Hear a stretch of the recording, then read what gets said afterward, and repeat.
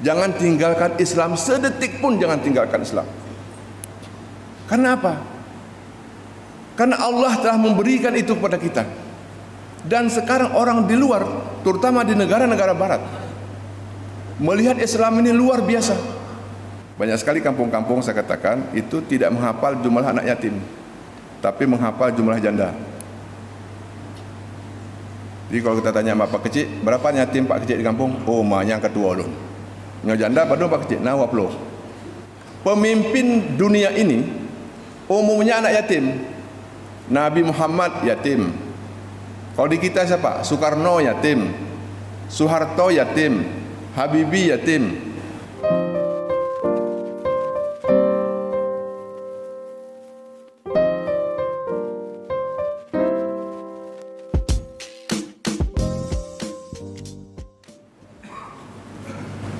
Assalamualaikum warahmatullahi wabarakatuh.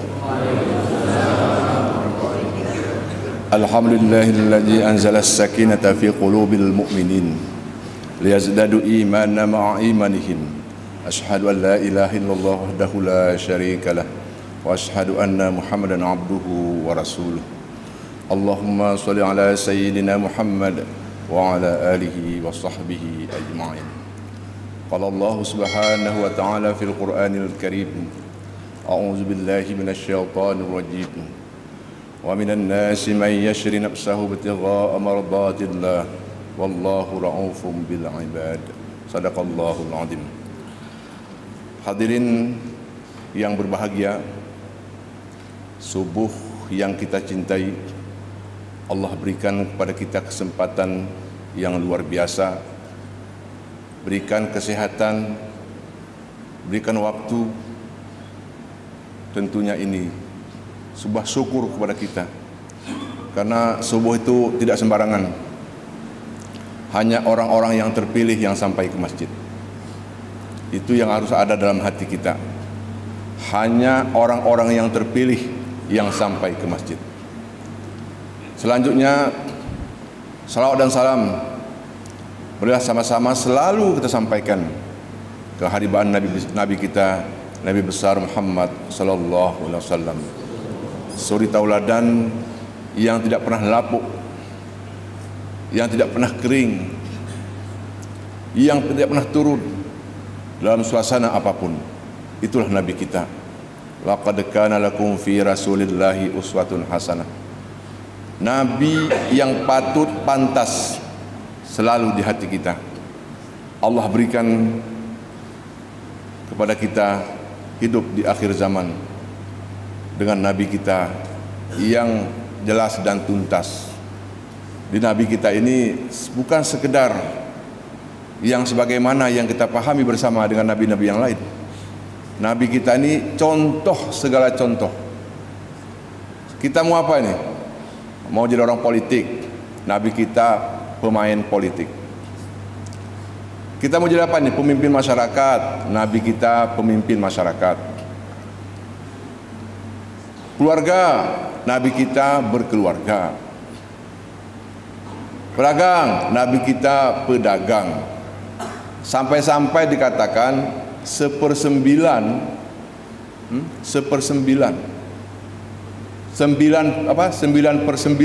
tinggal 1/9 yang bukan. Ya, ini yang ada rezeki kita di pedagang. Makanya orang-orang Arab di sana, terutama orang-orang Yaman, ya, yang kita ini wajah-wajahnya masih ada tersisa, ya kan? Orang-orang Yaman itu rata-rata pedagang, ya kan? Digerakkan seperti itu. Karena itu hadirin, masjid, ekonomi masjid itu sejak Nabi. Masjid itu harus hidup. Masjid harus hidup. Bagaimana kisah itu hari Jumat, ya, yang orang lari mendengar lewat Nabi lagi khutbah, lewat kafilah bawa dagang, lari semua di jamaah mengejar dagangan, sehingga tinggallah 12 orang. Oleh para ulama menyatakan minimal jamaah Jumat itu 12 orang. Itu dari situ dasarnya. Ya, dasarnya dari situ. Hadirin sidang jamaah yang berbahagia, sesuai dengan apa yang disampaikan oleh protokol tadi, insyaallah kita pagi ini tidak membahas sesuatu yang susah, sesuatu yang pelik, hanya akan sampaikan 3 hal saja. Pertama, ini yang harus ada dalam diri kita. Jangan tinggalkan Islam sedetik pun. Ya, ingat terus itu. Jangan tinggalkan Islam sedetik pun, jangan tinggalkan Islam. Karena apa? Karena Allah telah memberikan itu kepada kita. Dan sekarang orang di luar, terutama di negara-negara barat, melihat Islam ini luar biasa. Kenapa luar biasa? Ini sesuai dengan akal sehat. Sesuai dengan akal sehat. Contoh dia katakan begini.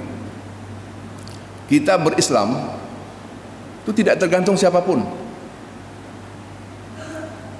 Ya, tidak tergantung siapapun. Jangan sampai nanti amal kita tergantung orang, jangan. Untuk apa kita sholat? Untuk apa kita sedekah? Untuk apa zakat? Nanti ketika kita meninggal kan banyak yang orang mendoakan kita. Jangan begitu. Mereka menyatakan, oh, this is Islam. Ternyata apa? Islam itu membentuk pribadi-pribadi yang luhur yang akan masuk surga. Tidak ada jaminan siapapun kita sekarang ini. Inilah iman, hadirin sidang jamaah yang berbahagia. Karena itu mereka, oh, it is logic katanya. Ini logis, diterima akal. Kenapa hadirin sidang jamaah yang berbahagia? Coba, apa syarat diterima amal? Syarat diterima amal ikhlas. Ikhlas itu di mana? Di sini. Siapa yang tahu kita dengan Allah? Bayangkan tak hadirin sidang jamaah yang berbahagia, kalau sempat dibilang begini, ya, yang masuk surga hanya yang kawin sama perempuan yang tingginya 2 meter. Mampus enggak kita? Coba dulu nih, mampus enggak kita tuh? Kalau sempat itu dibilang yang masuk surga yang istrinya tingginya 2 meter. Kemana itu kita? Sempat yang 2 meter itu cuma 5 orang. Berapa banyak parang yang melayang, berapa banyak senjata yang hilang. Tapi tidak. Itu satu. Yang kedua, yang masuk surga hanya orang Aceh. Bisa kebayang enggak? Bisa kebayang enggak? Sama kita hadirin sidang jamaah yang berbahagia. Makanya katakan logis. Islam itu logis. Mendadak urusan. Coba bayangkan ini, ya, ini bagi-bagi yang tua lah, ya kan, yang muda jangan dulu, ya kan. Yang cantik hanya orang Arab. Bisa bayangkan enggak itu? Kalau itu ada di hati semua orang, yang cantik hanya orang Arab, mampus kita. Mampus kita. Maka Al-Quran, Islam menyatakan cantik itu nurut kamu. Ya, cantik itu nurut kamu, bukan nurut orang. Maka kita dalam rumah tangga itu akan aman. Istri kita yang paling cantik di dunia hanya milik kita. Kalau sempat itu bukan seperti cara pandangnya, ya Allah, dunia ini tidak pernah tenang. Karenanya hadirin sidang jamaah yang berbahagia, ini sudah menjadi keyakinan kawan-kawan kita di dunia sebelah sana. Mereka masuk Islam, mereka memeluk Islam karena mereka melihat realitas dan kenyataan. Barulah mereka sadar sekarang, ternyata yang dimaksud dengan teroris, ternyata yang semuanya itu adalah ciptaan-ciptaan untuk mengacaukan kita, untuk mengacaukan umat Islam. Nah, kita tidak sadar, kita ini tidak sadar.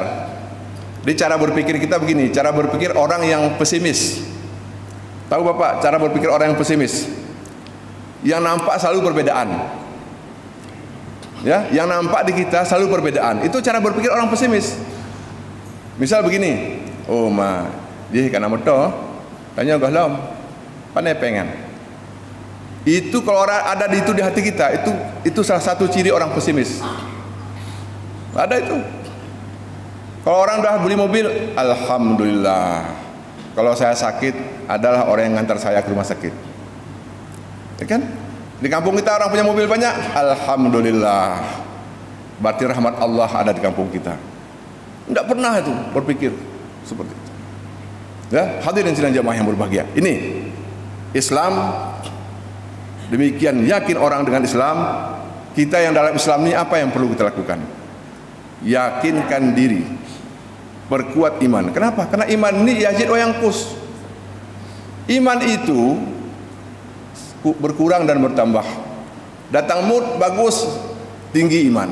Mood tidak pas, turun iman. Ini kacau. Kacau kalau seperti itu. Maka katanya, kata hadis Nabi, salah satu cara menjaga iman itu kalimah la ilaha illallah tidak putus di hati. Ya, di hati tidak putus.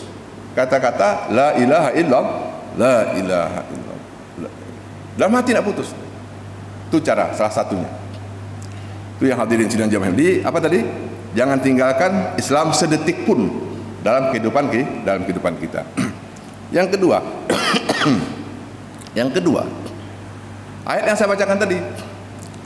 Wa minan nasi may yasri nafsahu ibtigha'a mardatillah wallahu ra'ufun bil ibad. Hendaklah kamu menjadi orang yang mengorbankan dirinya untuk Islam. Ya, mencari ridha Allah, wallahu ra'ufun bil ibad. Allah itu sangat sayang kepada orang-orang seperti ini. Jadi masukkah kita itu? Masuk. Apa masuk, Pak? Pagi ini mau enak tidur nih. Mau enak tidur nih pagi ini. Tapi kita bangun datang ke masjid. Berkorban kita. Ada di kampung kita ini, Pak, kampung kita ini. Ya, dulu di kantor gubernur waktu saya di Baitul Mal Provinsi sebagai kepala bidang penyaluran zakat, saya sampaikan banyak sekali kampung-kampung saya katakan itu tidak menghafal jumlah anak yatim, tapi menghafal jumlah janda. Jadi kalau kita tanya sama Pak Kecik, berapa yatim Pak Kecik di kampung? Oh, yang kedua loh. Yang janda pada Pak Kecik, nawap loh. Ya kan? Dan ada apa? Jadi hadirin sidang jamaah yang berbahagia, ini apa yang terjadi sekarang ini dengan anak yatim?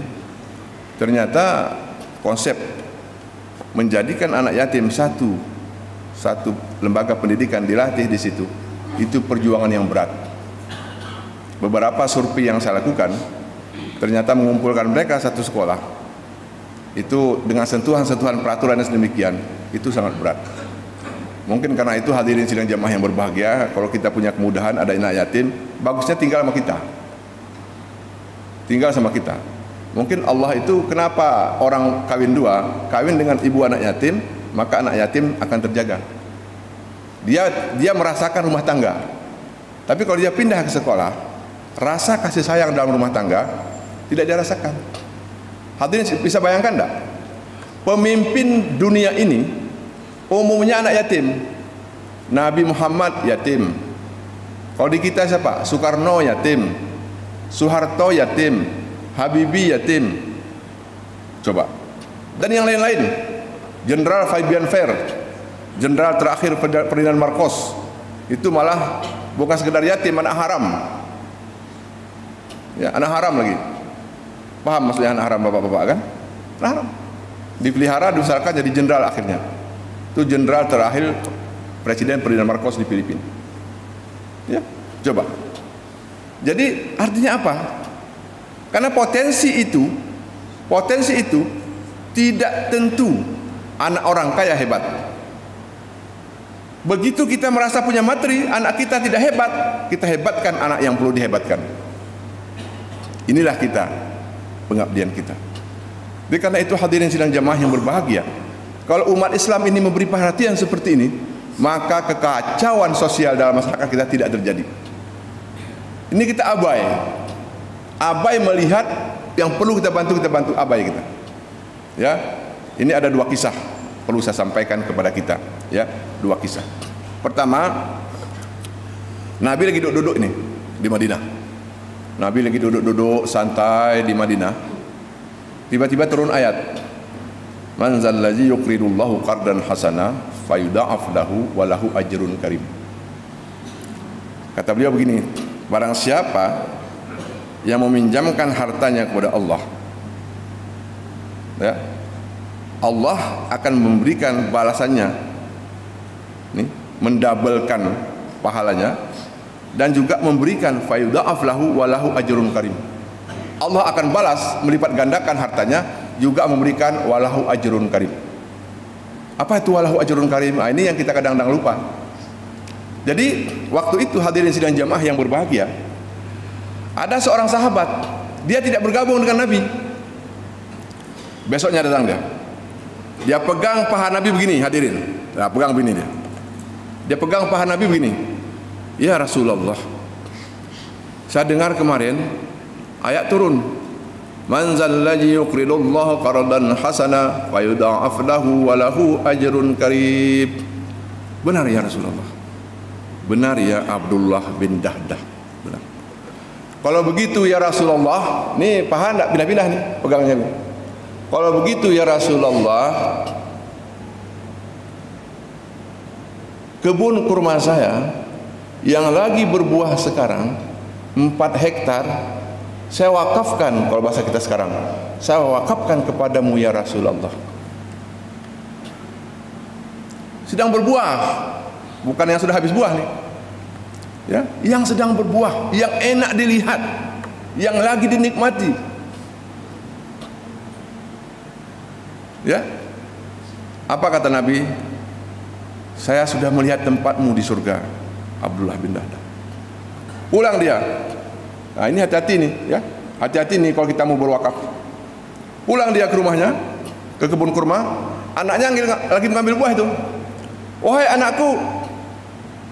anakku, jangan kau sentuh lagi itu, jangan kau sentuh lagi itu. Kenapa ya? Ayah sudah wakafkan, sudah saya wakafkan kepada Rasulullah. Apa kata anaknya? Ayahku, engkau orang baik dan telah menempah tempatmu di surga. Istri, jangan istriku, jangan istriku, jangan kamu sentuh lagi buah itu. Itu sudah aku berikan kepada Rasulullah. Ya Allah, suamiku, engkau lah suami yang terbaik. Kebayang enggak kita nih? Ini sekarang ini kakeknya berwakaf, cucunya menggugat. Kakeknya berwakaf, apa kata cucunya? Saya itu wakaf, saya gugat itu, tidak sah. Kenapa? Karena saya tidak ikut dulu. Dulu kamu di mana? Di Air Kelapa. Dia masih di Air Kelapa sudah menggugat harta kakeknya. Nah kan? Paham maksudnya? Dia entah di mana, coba bayangkan. Hadirin sedang jamaah yang berbahagia. Kalau sempat kita pulang ke rumah, ini contoh ini ya kan, Ustadz nih, jangan tidak Ustadz. Kalau Ustadz biasanya tidak tersinggung lagi. Nanti kalau jamaah tersinggung, tidak enak pula saya. Pulang khutbah ceramah begini, kata istri di rumah, mana amplop tadi? Nah, makanya mana amplop tadi?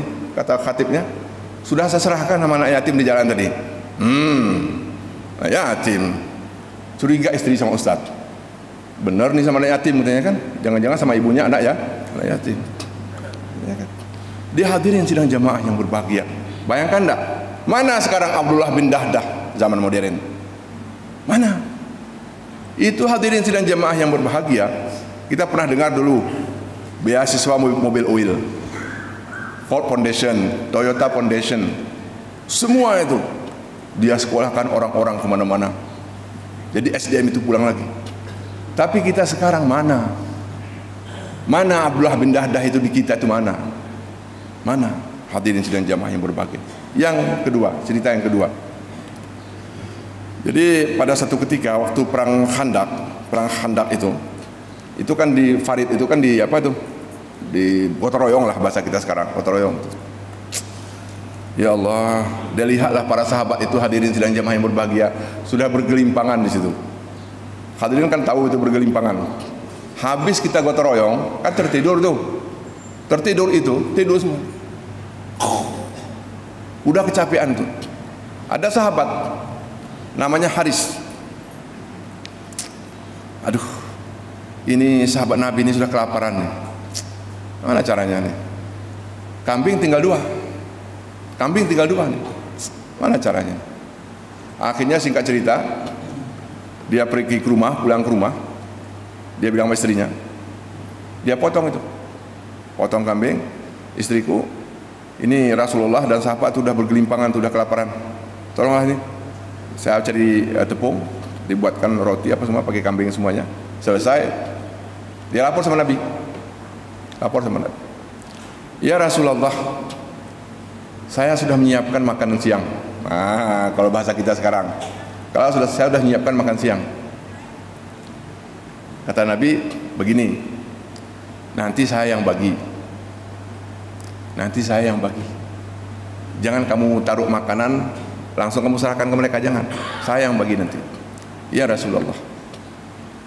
Begitu hadirin sidang jamaah yang berbahagia, kalau bahasa kita sekarang, taruh makanan di meja, kan ambil satu-satu tuh. Ya. Penglihatan saya ini sekarang, bagaimana keberkahan Nabi itu. Makanan yang segini tadi tidak habis-habis. Artinya apa tuh? Makanan yang 2 kambing itu cukup untuk yang datang. Ya, luar biasa hadirin sidang jamaah yang berbahagia. Ini 2 sahabat. 2 sahabat itu. Kebayang enggak kita tadi apa yang disampaikan oleh protokol tadi? Ini rumah yang ke-14. Rumah yang ke-14. Saya sekarang ini karena disebut tadi pengurus wilayah, saya sekarang ini sedang membangun markas dakwah Al-Wasliyah di Banda Aceh. Itu lengkap aula, lengkap asrama. Jadi nanti sekali latih itu 20 orang. Kenapa itu? Sekarang sudah dilakukan oleh, kalau mau pergi nanti pergilah lihat. Pertama di Binjai. Karena ketua Majelis Ulama Binjai merupakan rektor Universitas Al-Wasliyah Medan. Dia didik kadar ulama, betul-betul ulama ini, kadar ulama. Ya, selama 4 tahun. Dia kuliah di Stai Al-Islahiyah di Binjai, kuliah di Universitas Al-Wasliyah di Medan selama 4 tahun. Selama 4 tahun ini mereka diasramakan, dididik betul-betul. Insyaallah 4 tahun ini secara keilmuan, secara sikap. Ini penting hadirin sidang jamaah yang berbahagia. Ya kan? Jangan kita jadi ulama di mulut kita ini temenak terus. Kalau saudara, mohon maaf nih promosikan sedikit. Kalau bapak-bapak ketemu orang Al-Wasliyah di Medan, sejuk hati kita tuh. Lembut luar biasa. Luar biasa lembut bicara mereka tuh, luar biasa. Kalau kita di Aceh ini walaupun sudah Al-Wasliyah masih ada tinggal sedikit. Ya kan? Sudah sedikit nih, bisa temenak sekali-kali kan gitu. Ya kan? Nah, jadi 4 tahun. Sebut tuh 4 tahun. Jadi inilah yang akan kita lakukan di Banda Aceh. Insyaallah nanti kita akan ambil tiap kabupaten kota satu-satu 23 orang. Nanti kita sekolahkan. Insyaallah doa sama-sama itu jadi. Apakah itu payah Ustaz? Mana payah? Kita ini perhitungan kita. Hitungan kita apa? Mahal, enggak mahal. Enggak mahal. Ini kalau saya hitung jamaah ini, taruhlah 150 orang.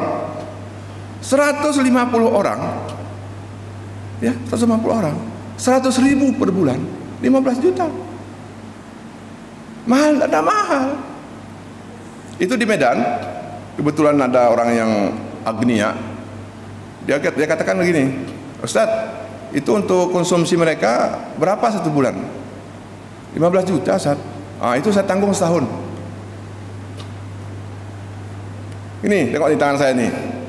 Tangan kanan bersedekah, tangan kiri tidak tahu. Mana caranya tuh? Maka dulu masa zaman kita kecil-kecil kan ditulis hamba Allah. Tapi ini tidak berlaku di Gayo Luas. Kalau bapak pernah hidup di Gayo Luas, ini tidak berlaku di Gayo Luas. Begitu mereka mau bangun masjid, orang Gayo Luas itu, begitu mereka mau bangun masjid, datang itu. Ini masjid akan kita bangun. Ini masjid ini bukan masjid orang, masjid kita, kata imam tuh. Bukan masjid orang nih, kan banyak orang pergi-pergi tuh. Dia bukan, malu itu. Orang Gayo kan begitu dia, kalau minta-minta malu. Langsung berdiri. Saya 10 ekor kerbau. Bangun dari sana lagi. Saya 3 ekor kerbau. Bangun lagi. Saya 4 ekor kerbau. Selesai malam tuh 100 ekor kerbau. Bisa enggak hadirin sidang jamaah yang berbahagia? Uang 1 miliar mahal, enggak mahal. 1.000 orang 1 juta per orang. Bapak bayangkan tuh. Saya sampaikan waktu saya di Baitul Mal, hadirin sidang jamaah yang berbahagia. Orang Aceh ini berapa? Kali 5 juta. 5 juta orang Aceh ini. Kalau 5 juta itu potong saja, cukup 1,5 juta. Penduduk Aceh 1,5 juta, potong aja 100.000 per bulan. Uang dana desa tidak usah lagi. Dana desa tidak usah lagi. Cuman kita ini mental kita belum pas. Kenapa Ustaz mental belum pas? Begitu dulu ada bantuan daerah tertinggal, yang di benih wali kota pun, di benih kantor wali kota pun jadi tertinggal. Kenapa tadi? Nih, makanya waktu saya di Baitul Mal, hadirin sidang jemaah yang berbahagia, kalau lubang hidungnya masih ke bawah dalam masalah uang, siapapun jangan dipercaya. Ya, karena itu perlu akuntansi. Siapapun dengar itu. Kalau masalah uang, ya, kalau masih lubang hidungnya ke bawah, siapapun jangan dipercaya. Kaca wali, lubang hidungnya udah ke atas. Itu 2 triliun di tangannya pun tidak disentuhnya lagi. Ya, 2 triliun di tangannya tidak disentuhnya lagi itu. Jadi karena itu hadirin sidang jamaah yang berbahagia, saran saya untuk adik-adik yang sedang luar biasa ini, Malikus Saleh zaman modern, ya, Malikus Saleh pejuang-pejuang zaman modern, itu siapkan. Karena kalau masyarakat sudah percaya, insya Allah. Ini bagaimana nih? How to give trust? How to trust? Bagaimana kita percaya? Datanglah hadirin sidang jemaah yang berbahagia, tahun 2009